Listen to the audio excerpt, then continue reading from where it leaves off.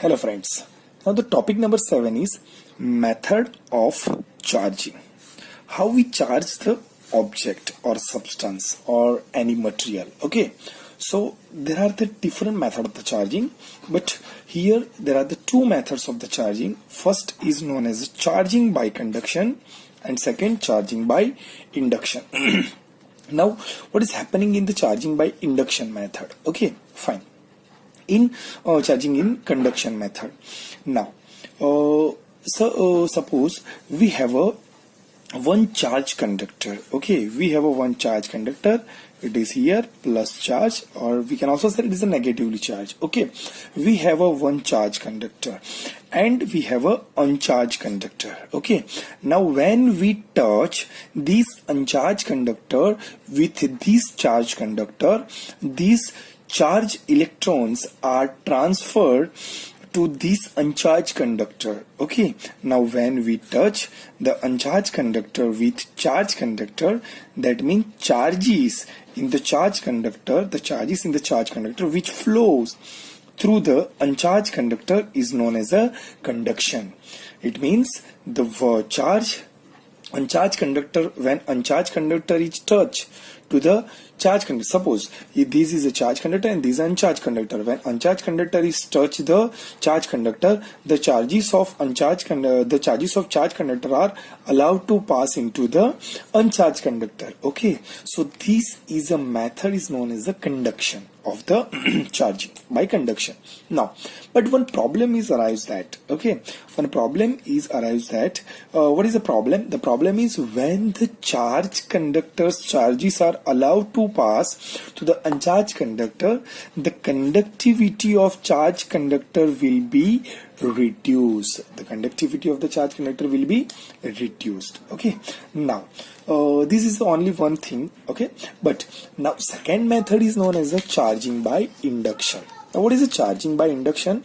Here also we have take two conductors. Okay, one is the charged conductors and second one is known as the uncharged conductors. But in this method, in this charging by induction, okay, one charge conductor we have to nearest exit to close distance with charge conductor. We nearest side or one end of the uncharged conductor is filled, or one end of the uncharged conductor is charged or inducted by the oppositely charged carrier. Okay, so this is the nearest end of the, it will fill with oppositively charged carrier. Okay, so it is a oppositively charged carrier. If this is a positive charge, then we have to fill here of this end of negatively charged, and if this charge carrier or this charge conductor are negative conductor charge, okay, then we have to fill here a positive charge. But here our positive charge conductor, so we have to fill here a negative charge carrier. Okay, so by this method, by the charging of the induction, okay, we can increase the conductivity. Okay, so the increase the conductivity in this side. Okay, so increase the conductivity. Okay, and these the charge are produced. Okay, so this method is known as the induction, and there is no loss of the charge into this method of charging. Okay, so there are the two methods. First one is known as the charging by conduction and the charging by induction. So there are the two methods. First one is known as the charging by conduction and second one is known as the charging by induction. I hope you enjoy this session. Thank you. Okay, friends, our next topic is topic number 8. It is a comparison between Coulomb's law and Newton's law of gravitation. Now we know that Coulomb's law and Newton's law of gravitation in our earlier semester. The Coulomb's law and Newton's law have the similarities, but some of the dissimilarities or comparison we have to discuss about that. Okay, so in the Coulomb's law, the equation of the force is, okay, F equal to Q1 Q2 upon 4 pi epsilon 0 into R square, where the value of epsilon 0, where Q1 and Q2 are the charges, 4 pi is a Value of constant, epsilon 0 is a constant, epsilon 0 is a permittivity, its value is fixed. What is the value of epsilon 0? It's a 8.854 into 10 raised to minus 12. Okay, fine.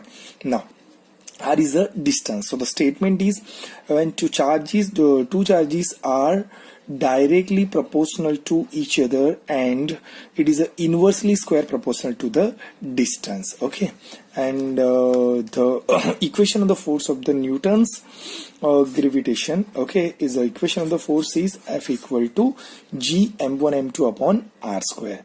The statement of gravitation force is when the two masses are directly proportional to each other, the product of the two masses are directly proportional to each other, and the distance is inversely square proportional to the distance. Now what is the first point of the both the Coulomb's law and the Newton's law of gravitation both are indicating as a force, but this indicating the force of the charges and this indicating the force of the masses. Okay, now first the comparison between them is, first the charge can be attractive or repulsive. Either one charge is positive or one charge is negative. If both are the same charges are the repulsive type, both are the one charge are positive and one charge are negative, so these are the attractive type. So the charges can be attractive type or repulsive type, but in this case of the Newton's law of the gravitation, the masses cannot be segregated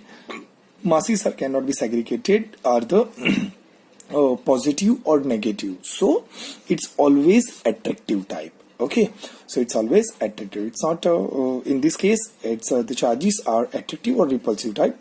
In this case the masses are always attractive type.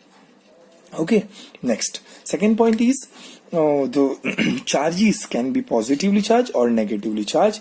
In this case, just discussed earlier, masses cannot be segregated by the positive or negative, so the masses are always positive. Okay, the third point, the value of the K. Value of the K, it's 1 upon 4 pi epsilon 0 is 9 into 10 raised to 9 Newton into meter square per Coulomb square, and the value of G, G is known as a universal constant. Okay, universal gravitation constant, 6.67 into 10 raised to minus 11 Newton into meter square per kg square. Okay, now if we have to consider this equation F equal to Q1 Q2 upon 4 pi epsilon 0 into r square as a unit charge means Q1 is a 1 unit, Q2 is a 1 unit, and the unit distance, so r is a 1 unit. Okay, the value of force is very huge. Okay, the value of force is K, and the value of force is 9 into 10 is to 9 positive. It's very huge, but in this case we have to consider as a unit mass with unit distance, the m1 equal to 1, m2 equal to 1, and r equal to 1. Okay, so it's cancel out, so the force is which is very less. Very less, this means very less. Okay, it's a 6.67 into 10 is to minus 11. Okay, that means the force of gravitation is less than to force of Coulomb's. Okay, so this is a comparison between Coulomb's law and the Newton's law of gravitation. Okay, I hope so you enjoy this content. Okay, thank you.